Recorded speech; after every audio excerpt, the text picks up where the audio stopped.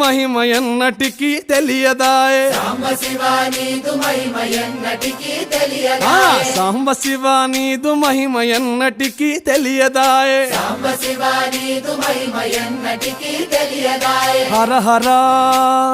శివ శివ హర హర శివ శివ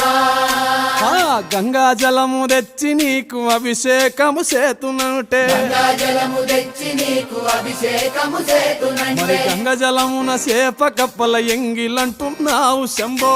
హర ఆహా. శివ శివ హర హర